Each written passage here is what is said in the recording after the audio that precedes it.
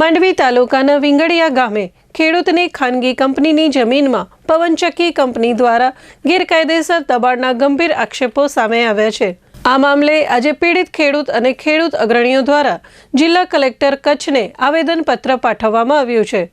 વિંગડિયા ગામના survey number 318ની ખેતીની જમીન શ્રીમતી મનીષાબેન મહેન્દ્રભાઈ જોશીના નામે કાયદેસર માલિકીની હોવાનું જણાવવામાં આવ્યું છે।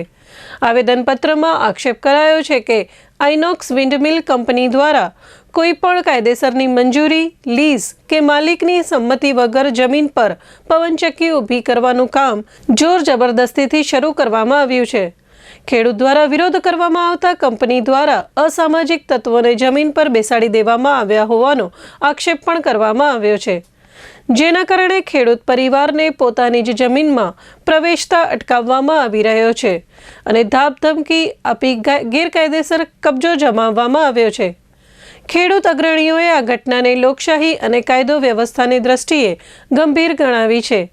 આવેદનપત્રમાં જિલ્લા વહીવટી તંત્રને ગેરકાયદેસર કામ તાત્કાલિક બંધ કરાવવા, ખેડૂતને કબજો પરત અપાવવા, સુરક્ષા પૂરી પાડવા તેમજ જવાબદાર કંપનીના અધિકારીઓ સામે કાયદેસરની કાર્યવાહી કરવાની માંગ કરવામાં આવી છે। સાથે જ ચેતવણી આપવામાં આવી છે કે જો સત્વરે ન્યાય નહીં મળે તો ગાંધી ચિંધ્યા માર્ગે ઉગ્ર આંદોલન કરાવવાની ફરજ પડશે। મારું નામ મહેન્દ્રભાઈ જોશી, રહેવાસી લુડવા, તાલુકો માંડવી।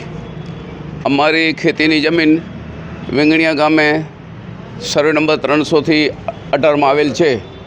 અમારી ખેતી ઉપર જ્યારે સોઇલનો જ્યારે ખાડો જોયો ત્યારે અમને ખબર પડી કે અહીંયા પવનચક્કીનો એક આખો પોઈન્ટ ઊભો થવાનો છે।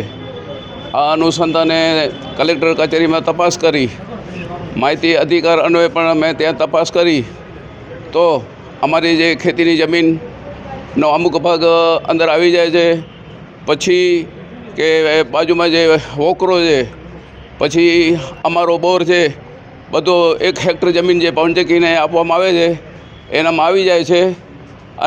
અને મારું દેશી ખારેકનું ફાર્મ છે, એક સરપંચ 4 નંબર વેન્ડો વેલોસિટી, એટલે સામે ખેતીની જમીન સંક્રમિત ન થવી જોઈએ।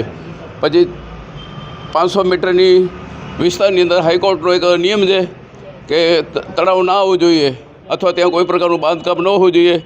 જ્યારે આ કંપની દ્વારા ત્યાં કને આખો જે પાણીનો જે વોકરો છે દાટી નાખવામાં આવ્યો છે અને પવનચક્કીનું ઓછીતું કામ ચાલુ કરવા 12 મહિના પહેલાં ચાલુ કરવામાં આવ્યું। ત્યારે અમે ત્યાં ગયા, કલેક્ટર કચેરીમાં હું છેલ્લા 3 વર્ષથી રજૂઆત કરું છું। નિયમોનો ભંગ થાય છે, કલેક્ટર કચેરી પ્રાંતમાં મોકલાવે, પ્રાંત કચેરી આમાં મામલતદારમાં એ કાગરો મોકલે, આમ 3 વખત એ બધા કાગરો મોકલ્યા છે। હમણાં પણ એ કાગરો પાછા મામલતદાર કચેરીને મોકલ્યા છે અને કંપનીને છૂટો દોરો આપવામાં આવ્યો છે અને ત્યાં પવનચક્કીનું કામ ચાલુ છે। 2 દિવસ પહેલાં પણ કામનું ચાલુ હતું। અમે અમારી ખેતી છે એટલે ત્યાં રોજ જતા હોઈએ। અમારાથી ગુંડાગીરી થાય છે, અમારાથી મારામારી થાય છે। એક વખત અમારા ઉપર એક પોલીસ કેસ કરવામાં આવ્યો કે ભાઈ તમારે આ વિસ્તારની અંદર 6 મહિના સુધી જવું નહીં। અમે આજ સુધી કાયદાને માન આપતા આવ્યા છીએ, છતાં પણ આ કચેરી દ્વારા કંપનીની સામે કોઈ પણ પગલાં લેવામાં આવ્યા નથી અને પરિસ્થિતિ અમારી હવે 5 એકરની જમીન હવે ગયા વર્ષે પણ લગભગ લાખ રૂપિયાનું નુકસાન થયું। અમારો જે ખેતરનો જે રસ્તો છે, અમારી જે ખરવાડ છે એ ના છૂટકે અમારે બંધ કરવી પડી, એટલે ગઈ સાલ વાલને નુકસાન થયું છે। અત્યારે મારો જે રાયડાનો ઊભો પાક છે, અમારી ખેતરના વાડીની અંદર આવી અને ગુંડાગીરી કરી જાય છે અને અમારી સામે મસ્કરી કરવામાં આવે છે કે તમારી પાસેથી શું થયું। સાહેબ, અમારો એક આપણી કચેરીની પાસે, મીડિયાની પાસે નરમાર છે કે અમે જે અન્યાય જે થઈ રહ્યો છે તેની સાથે તમે જોડાઓ અને અમને ન્યાય આપો। 1885નો ટેલિકોમ એક્ટ છે, જે અંગ્રેજોના સમયનો ટેલિકોમ એક્ટ બનાવેલો છે। આની અંદર ઘણા બધા સુધારાઓની જરૂર છે। વાંડિયા હોય કે 14 જિલ્લાઓ છે, આ 14 જિલ્લાની અંદર હાઈટેશન લાઈનો અને વીજ ટાવરો નખાવવામાં આવે છે, એની લડત છે. એની સાથે સાથે અત્યારે જે પવન ઉર્જાની વાત કરવામાં આવે છે, ગ્રીન એનર્જીની વાત કરવામાં આવે છે, પણ ક્યાંક ને ક્યાંક જે જગત તાત કહી શકાય એવા કિસાનો અત્યારે પીડાઈ રહ્યા છે. જેમ કે શ્રીમતી મનીષાબેન મહેન્દ્રભાઈ જોશીના સર્વે નંબર 318ની જે વાડી છે, બાગાયતી ખેતી કરી રહ્યા છે, ત્યાં છેલ્લા 2.5-3 વર્ષથી સતત શરતભંગ થાય છે. એ પવનચક્કી છતાં પણ આ લોકો ત્યાં કને બળજબરીપૂર્વક કંપની છે એના દ્વારા બળજબરીપૂર્વક અને ત્યાંથી લોકલ અસામાજિક તત્વોને ઊભા કરી અને આવને યેનકેન પ્રકારે ત્યાં દાદાગીરી કરવામાં આવે છે.